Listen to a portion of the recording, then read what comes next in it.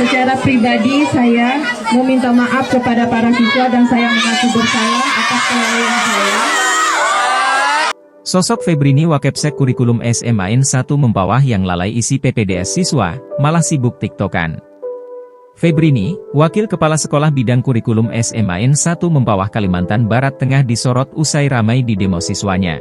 Para siswa SMAN 1 Mempawah itu meluapkan kekecewaannya buntut gagal ikut seleksi nasional berdasarkan prestasi 2025 pada Senin, 3 Februari 2025.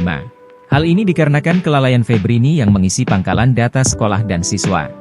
Tak sedikit para siswa yang mendesak agar waka kurikulum tersebut disanksi berat. Terkait kejadian ini, Febrini menyampaikan permintaan maaf kepada ratusan siswa dan mengaku bersalah.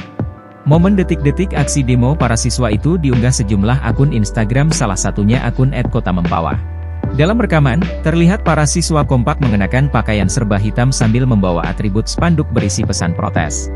Secara pribadi saya meminta maaf kepada para siswa dan saya mengaku bersalah atas kelalaian saya, kata Febrini. Febrini kemudian menguraikan soal adanya kompensasi sebagai bentuk tanggung jawab sekolah.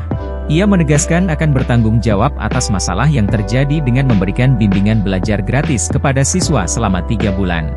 Solusi yang kami berikan dan sudah berdiskusi bahwa sekolah akan membiayai khusus siswa eligible mengikuti bimbel GO yang akan dibiayai oleh sekolah selama 3 bulan, katanya. Terakhir, Febrini menyebut akan ada tim yang terdiri dari kepala sekolah, guru, serta komite untuk berangkat ke Jakarta menemui pihak Kemdiktisaintek. Di sisi lain, Kepala SMAN 1 Mempawah Hilir Kalimantan Barat, Endang Superiwahyudi mengakui pihaknya terlambat menginput data PDSS untuk beberapa siswa. Akibatnya finalisasi data tak bisa dilakukan karena waktu sudah habis. Endang memastikan pihak sekolah sudah berusaha semaksimal mungkin dan mencoba menghubungi beberapa relasi untuk membantu namun hasilnya nihil. Sementara itu, perwakilan siswa bernama Muhammad Hafiz meluapkan kekecewaannya. Ia menuding biang kerok dari permasalahan ini ada di Wakil Kepala Sekolah Bidang Kurikulum. Ia mengungkapkan bahwa sejak kelas 10 hingga 12, para siswa telah berusaha maksimal untuk mempersiapkan diri mengikuti jalur SNBP.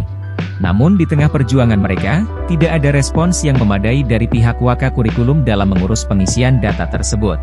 Kekecewaan kami itu pihak sekolah, terutama Waka Kurikulum lalai terhadap tugasnya. Dari tahun ke tahun kan tugas itu memang diemban oleh Waka Kurikulum tapi sekarang mengapa lalai? Bahkan di tengah banjir sempat-sempatnya buat video TikTok sampan, jadi kami kesal, ujar Hafiz.